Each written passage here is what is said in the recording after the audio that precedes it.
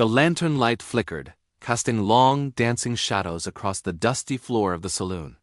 It was a place where stories were born and fortunes were lost, a microcosm of the entire West compressed into one smoke-filled room.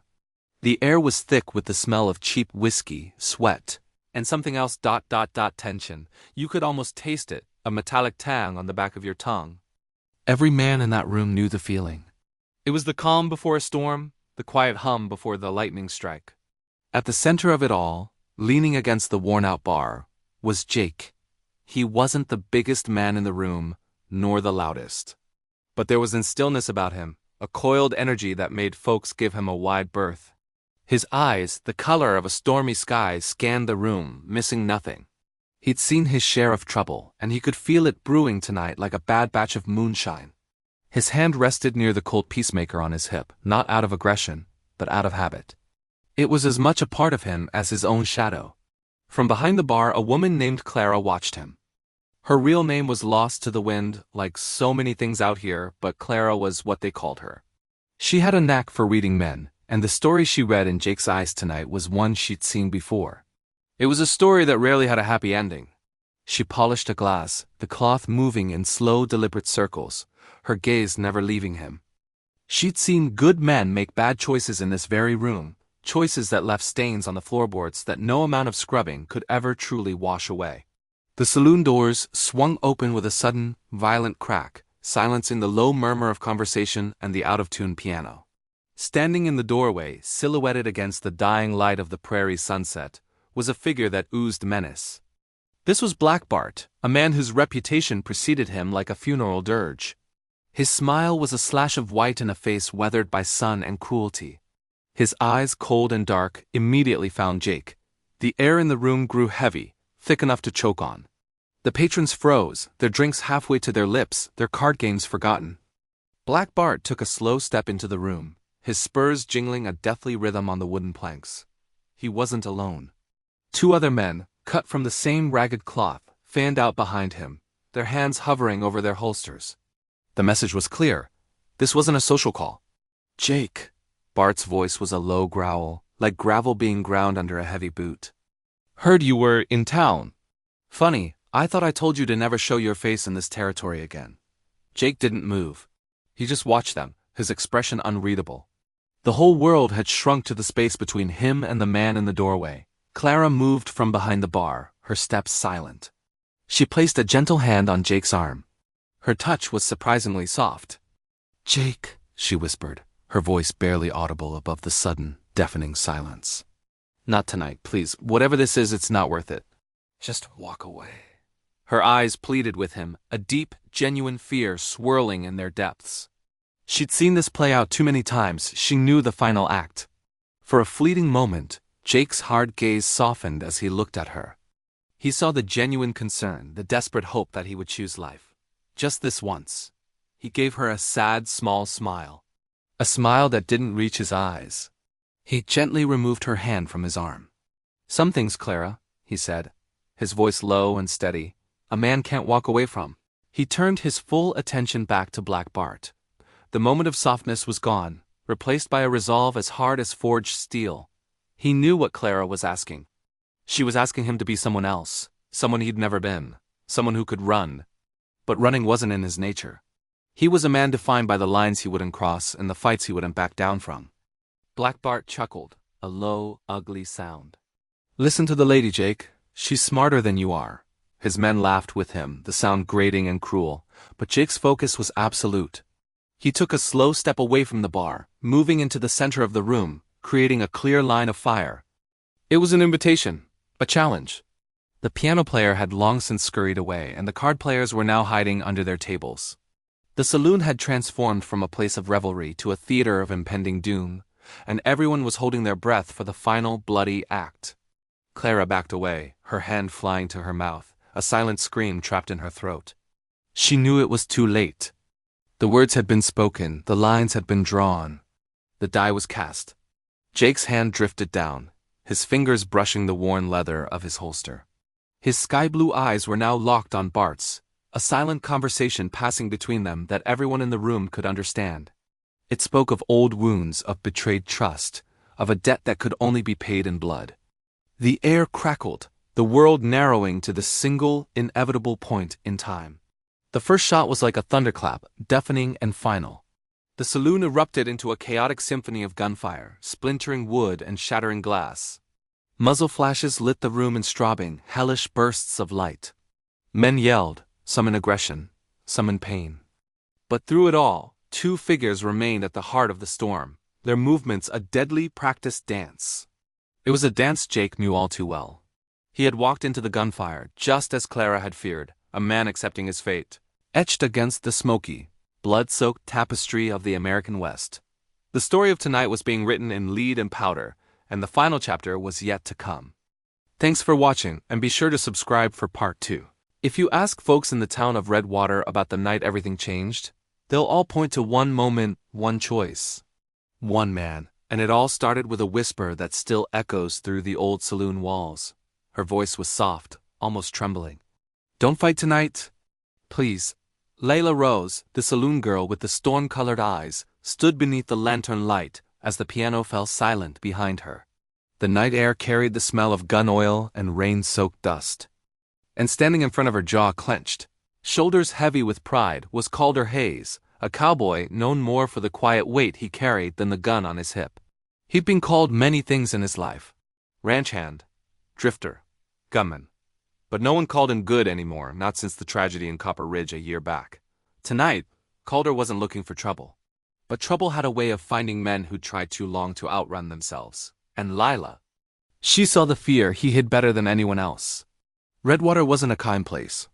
It lived between a desert that swallowed men whole and a river that gave just enough life to keep a town breathing.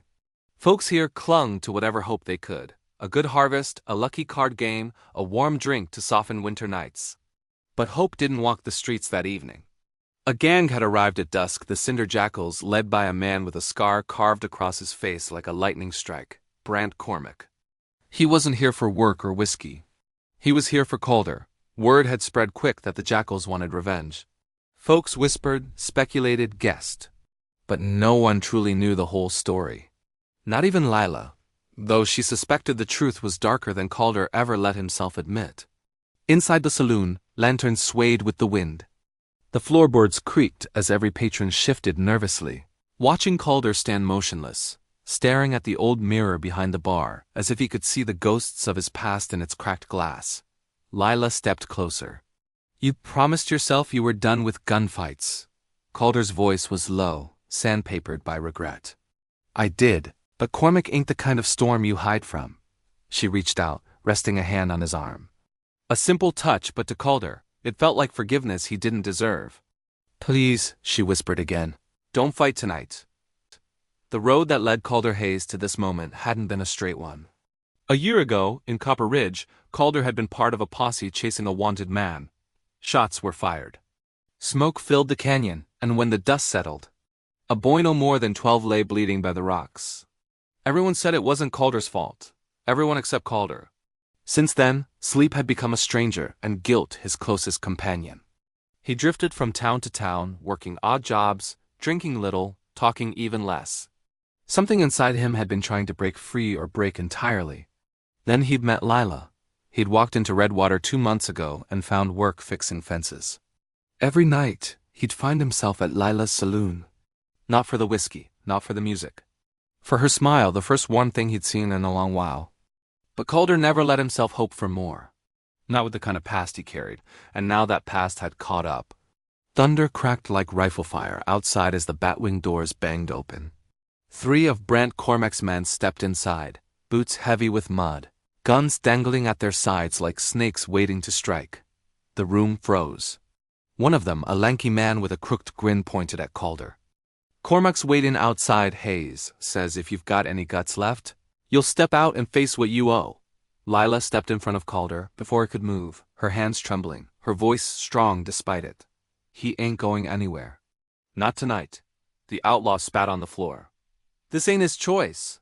"Man's got a debt to settle," Calder finally spoke. "Tell Cormac I ain't looking to spill blood in this town."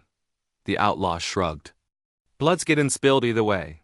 They turned and left, leaving a hush so heavy it felt as though the walls themselves were holding their breath. Lila grabbed Calder's vest, her eyes glistening. Calder, listen to me. You've changed since you came here. Folks see it, I see it. You don't have to prove anything to that man. He lifted her hand gently from his chest. This ain't about proof. Then what? She breathed. Peace, he whispered. I ain't had a day of peace since Copper Ridge. Maybe this ends it. One way or another. Her voice cracked. I don't want to lose you. Calder's eyes softened, something rare for a man who wore regret like armor. You won't. Not tonight. But she knew him. Knew the tone that meant his heart was already saddled and riding toward trouble. Outside, the wind had picked up. The lanterns on the porches flickered like frightened souls. People peered through windows, sensing the storm about to explode. Brent Cormac stood in the center of the street, coat flapping like a dark banner, his scar catching the lantern light. His hand rested casually on the gun at his hip, too casually, like he enjoyed the waiting. Calder stood at the saloon door, staring at the outline of his enemy. Don't, Layla whispered behind him. Stay inside, please, he swallowed. Layla, thank you. For trying.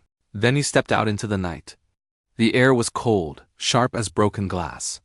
Each step toward Cormac echoed through the silence.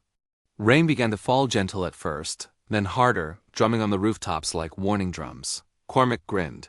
Was wondering if you'd lost your nerve. Calder's hand hovered near his holster, but he didn't draw. I ain't here to fight you, Cormac. Well, Cormac chuckled. That's unfortunate. Because we're damn sure here to fight you. Lila watched from the saloon doorway, her fingers pressed to her lips. She had seen gunfights before, but none felt like this. None felt like losing something she hadn't even fully found yet. Rain streaked down Calder's hat brim, sliding across his face.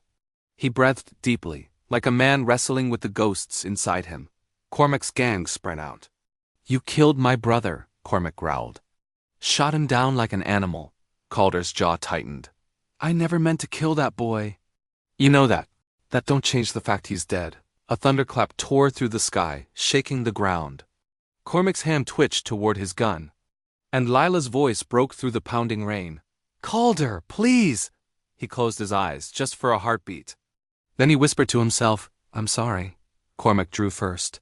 Lightning flashed overhead, gunfire tore through the rain, and Lila screamed as Calder stumbled backward, clutching his side. He didn't fall, not yet, but his boots slipped on the wet mud as he staggered for cover near the horse trough. More shots followed, echoes cracking through the storm like angry spirits. The saloon windows shattered, people ducked and screamed. Lila ran 2 steps into the street before someone pulled her back inside. Calder fired once, twice, hitting one outlaw in the leg, another through the shoulder, but he was outnumbered. Cormac stepped forward, revolver raised, smirking through the rain. This ends tonight, Hayes. Another shot exploded. Calder gasped, fell to one knee, and Lila's cry ripped through the storm. Calder! Get up! Please get up! Thank you for watching. If you want to know what happens next in Redwater, make sure you're subscribed and hit that notification bell. We'll see you in the next part of the story. The rain poured over the town of Redwater as if heaven itself had cracked open. The street glistened, reflecting broken lantern light, bullet flashes, and the silhouettes of men fighting for survival. Calder Hayes knelt in the mud, hand clamped over the bleeding wound in his side. His vision blurred with pain, but one thing remained clear, Layla's voice cutting through the chaos. Calder, get up, please! He tried. God knows he tried. But his legs felt like they were tied to stones. His fingers trembled around his revolver. Across the street, Brant Cormac stepped forward, certain of his victory. Rain trickled down his scarred face, dripping onto the polished iron of his gun. The cinder jackals spread out behind him, guns aimed at Calder. Cormac raised his voice through the storm. You should have stayed dead in Copper Ridge, Hayes. World would have been cleaner for it. Calder spat blood into the mud and forced himself to stand. Funny, I could say the same about you, Cormac fired. The bullet tore through a water trough, spraying water into the air. Calder rolled behind the wagon wheel, gasping, reloading his gun with one hand while clutching his side with the other. Inside the saloon, Lila fought against the arms holding her back. Let me go. He's bleeding, he can't fight like this. Old Mr. Hanley, the barkeep, pulled her behind a column. Layla, you'll get killed. You step out there, Cormac will shoot you without blinking. Her eyes filled with tears of fury. That man out there, he wasn't just another cowboy. He was the only one who ever made her feel seen. Bullets kept flying, splintering wood and kicking up mud around Calder as he crawled behind the wagon. His breath came in ragged bursts. His mind flickered back to Copper Ridge. To the canyon walls echoing gunfire, the dust swirling, the scream of that boy. 12 years old, Calder whispered to himself, his jaw trembling. Just a boy. He hadn't meant to shoot him. The outlaw he was chasing, Cormac's younger brother, had grabbed the kid as a shield. The moment Calder fired, everything went wrong. The outlaw dove. The boy didn't. That single mistake ruined 2 lives. The boy's and Calder's. When Cormac found out, he swore vengeance, turning the West into a gauntlet of gunfights and sleepless nights.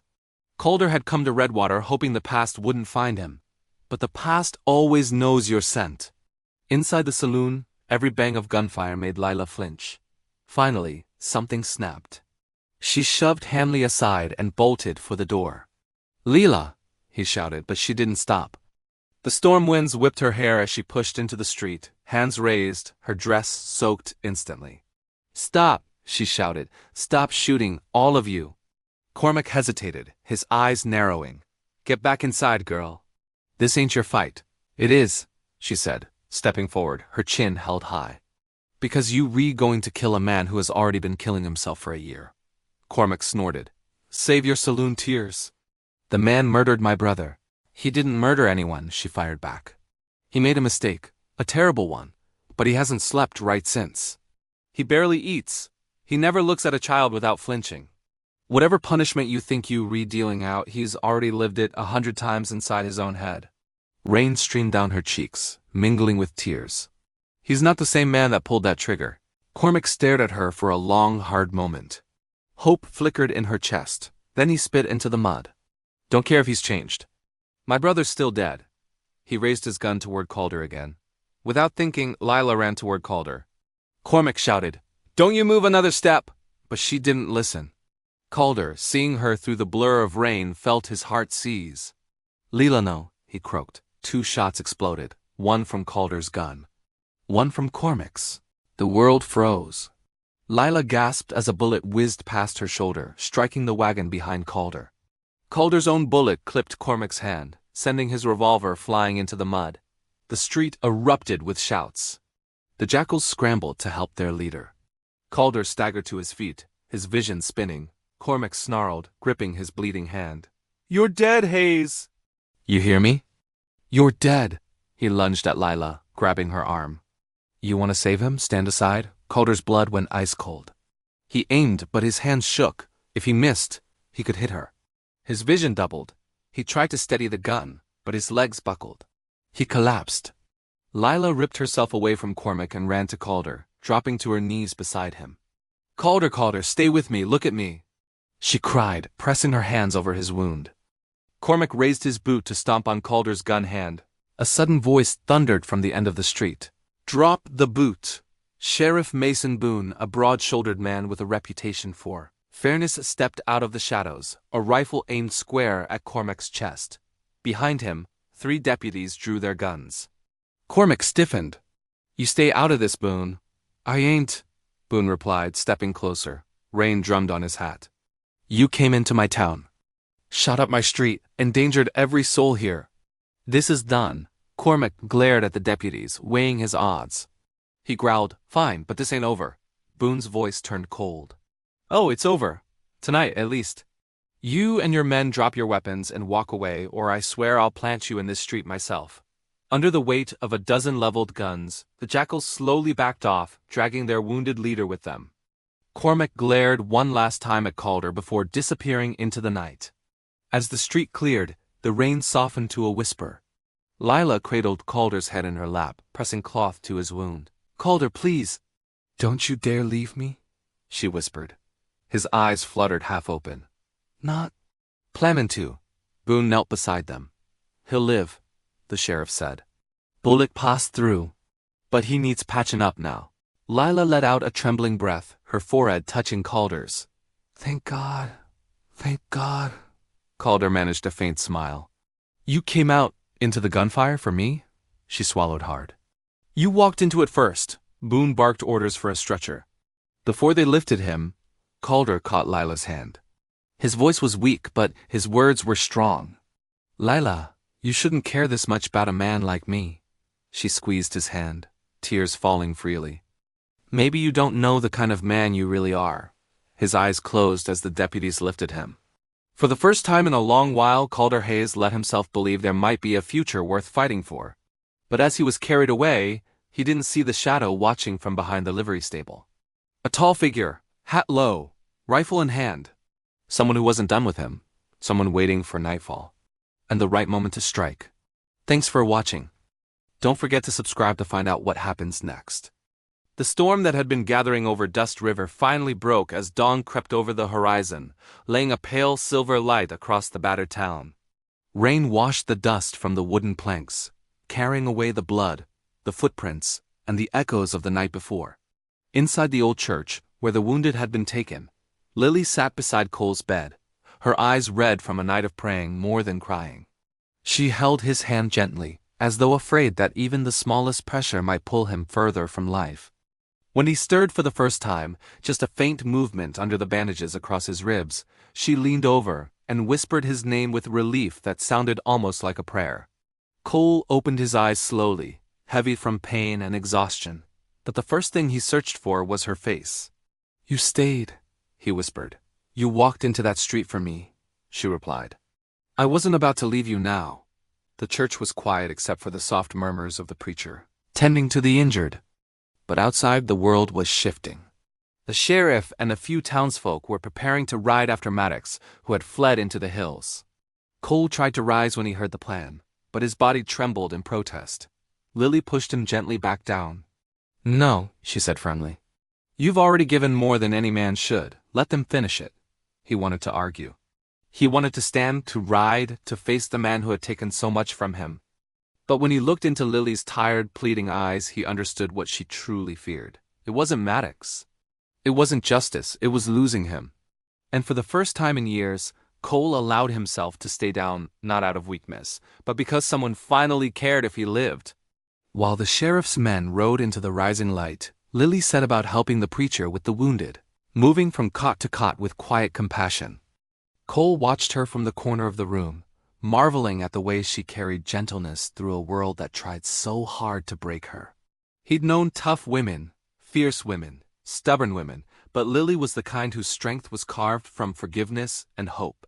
And somewhere between the gunfight and the prayers whispered over his bed, Cole realized something he hadn't allowed himself to feel for years, the possibility of a future. By midday, the rain had stopped. The sky cleared into a deep blue stretch of calm, the kind that always followed a storm in the west. Townsfolk began repairing broken windows, sweeping the boardwalks and pulling bullet-scarred planks from the fronts of buildings. Dust River had seen violence before, but not like this, not the kind that left people shaken in their souls. When word came that Maddox had been found in the hills, injured and captured, the tension that hung over the town slowly loosened. Justice, at last, had reached a man who had spent his life outrunning it. As evening approached, the preacher's wife brought warm stew to the church. Cole managed to sit up long enough to eat a little, though every movement sent pain shooting across his ribs. Lily sat beside him, sharing her bowl, though she'd barely eaten anything herself. When he insisted she take more, she smiled softly. "You always give away your share," she said. "That's why you get hurt so much." He laughed, the first real laugh since the night began, and though it hurt, it lit something inside him. "Maybe I just never found someone worth saving my strength for," he replied quietly. Lily's eyes softened in a way that made his voice catch for a moment, as though both of them understood what his words really meant. Later, as the sun dipped behind the ridge and painted the town in gold and rose tones, Lily helped him stand and walk outside for the first time since the gunfight. The air smelled of wet earth and fresh pine from the hills, and for a moment the whole world felt washed clean. The townsfolk nodded respectfully as the pair made their slow way toward the saloon porch. Some tipped their hats. Some simply watched with grateful eyes. For years, Cole had been seen as a drifter, a gunslinger, a man whose shadow promised more trouble than comfort. But today, after the stand he'd taken, after the blood he'd spilled to protect a town that wasn't even his, they looked at him differently. When they reached the porch, Cole leaned against the rail, breathing through the pain. Lily stood beside him, her hand resting lightly against his arm. "You never should have fought last night," she said softly. "I told you not to." Cole looked out over the street where the fight had scarred the earth. "I know," he answered, "but you were in danger. And I'd walk into 10 more nights like that if it meant keeping you safe." Lily didn't speak at first. She just looked at him with an expression that carried more emotion than any words she could offer. After a long silence, she said, "I've spent my life watching men fight for things that destroyed them. You fought for something that saved us." The air grew cooler as night settled over Dust River. Lanterns flickered to life. Horses snorted in the distance. The world slowed into a peaceful rhythm that felt almost foreign after the chaos of the day. Cole shifted uncomfortably, trying to hide a wince, but Lily noticed. She stepped closer, placing her hand carefully at his side to steady him. "You should rest," she murmured. Not yet," he said. "Not until I tell you something." He turned toward her fully, his face lit by the warm glow of the lantern. "When I walked into that street last night, I wasn't sure I'd be walking out. But the only thing I was truly afraid of was leaving this world without you knowing what you mean to me." Lily's breath caught, and for a moment she looked like the woman he first saw in the saloon years ago, strong on the outside, but carrying 1,000 unspoken stories in her eyes. "Cole," she whispered, her voice trembling, "I never asked you to fight for me." "I know," he replied. "You didn't have to." She stepped closer then, so close he could almost feel the beat of her heart. "I don't want to lose another man to violence. I don't want to mourn one more person I care about." Her voice broke slightly. "Promise me. If you stay to live, not to die." Cole lifted her hand gently, holding it against his chest where his heartbeat thudded beneath the bandages. "I'll stay," he said, "and I'll live. That's my promise." They stood like that for a long while, two souls who had wandered through too much pain finally finding a quiet place to rest. The night around them softened, filled with crickets and the rustle of the warm western breeze. For the first time, Dust River didn't feel like just another stop on a long trail. It felt like a place where something new could begin. When the church bell rang softly in the distance, signaling the end of the day's trials, Cole let out a slow breath he didn't realize he'd been holding. Lily squeezed his hand and leaned her head gently against his shoulder. And in that fragile, beautiful moment, Cole understood that the gunfight, the wounds, and the danger had led him to something far greater than survival. They had led him to someone worth changing for. The world had tried many times to pull him toward the dark, but Lily, quiet, kind, stubborn Lily had pulled him back toward the light without firing a single shot. He looked down at her, and she lifted her eyes toward him, a faint, hopeful smile touching her lips. The kind of smile a man could build a life around. And with the last colors of sunset fading behind them, Cole Turner whispered the quiet truth of a man who had finally found home. "As long as you here, Lily. I'm done walking into gunfire." Thanks for tuning in for this part of the story. If you enjoyed it, be sure to like and subscribe, and we'll see you in the next chapter.